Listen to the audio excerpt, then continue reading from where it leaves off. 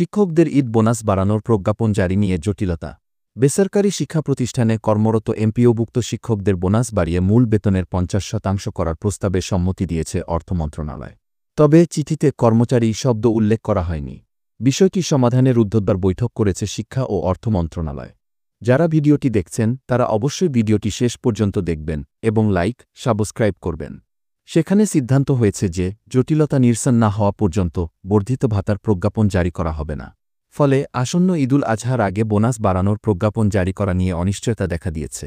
জানতে চাইলে অর্থ মন্ত্রণালয়ের যুগ্ম সচিব বাজেট ১ মোহাম্মদ ফারুকুজ্জামান বলেন, প্রজ্ঞাপনের বিষয়ে কিছু জানি না। কর্মচারীদের উৎসব ভাতা বৃদ্ধি করা হবে কিনা সেটি সরকারের সিদ্ধান্তের বিষয়।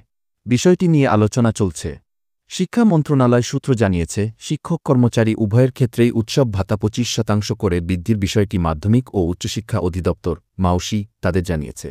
বিষয়টি নিয়ে সোমবার ১৯ মে অর্থ মন্ত্রণালয়ের কর্মকর্তাদের সঙ্গে রুদ্ধদ্বার বৈঠক করেছে শিক্ষা মন্ত্রণালয়ের মাধ্যমিক ও উচ্চশিক্ষা বিভাগের কর্মকর্তারা। তবে কোনো সমাধান আসেনি। মাধ্যমিক ও উচ্চশিক্ষা বিভাগের কর্মকর্তারা জানান, এমপিওভুক্ত কর্মচারীদের বোনাস আগেই ৫০% ছিল। ফলে তাদেরও ২৫% বাড়িয়ে ৭৫% করার বিষয়টি অর্থ মন্ত্রণালয়কে অবহিত করা হয়েছে। এখন অর্থ মন্ত্রণালয়ের সংশ্লিষ্ট শাখা এ বিষয়ে আলোচনা করে সিদ্ধান্ত নেবেন। যে সকল চাকরিজীবী ভিডিওটি এই পর্যন্ত দেখছেন তারা অবশ্যই ভিডিওটিতে লাইক ও সাবস্ক্রাইব করবেন। কর্মচারীরা বর্ধিত উৎসব ভাতা পাবেন কিনা সেটি নির্ভর করছে অর্থ মন্ত্রণালয়ের উপর। বিষয়টি সুরাহা না হওয়া পর্যন্ত বর্ধিত উৎসব ভাতার প্রজ্ঞাপন জারি করা হবে না। সেক্ষেত্রে আসন্ন ঈদুল আজহায় শিক্ষকরাও বাড়তি বোনাস থেকে বঞ্চিত হতে পারেন।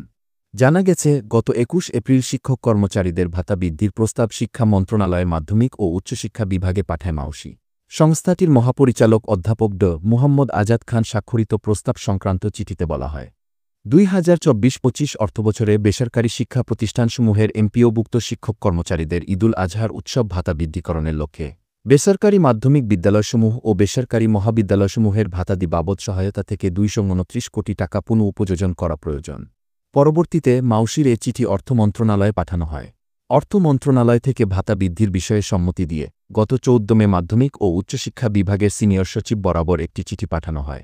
চিঠিতে বলা হয়, মাধ্যমিক ও উচ্চশিক্ষা বিভাগের অধীন মাধ্যমিক ও উচ্চশিক্ষা অধিদপ্তরের আওতাধীন ২০২৪-২৫ অর্থবছরের সংশোধিত পরিচালন বাজেট থেকে বেসরকারি শিক্ষা প্রতিষ্ঠানে কর্মরত এমপিওভুক্ত শিক্ষকদের ভাতাদি বাবদ সহায়তা দেওয়ার নিমিত্তে ২২৯ কোটি টাকা পুনঃ উপযোজনের নির্দেশক্রমে অর্থ বিভাগের সম্মতি জ্ঞাপন করা হল।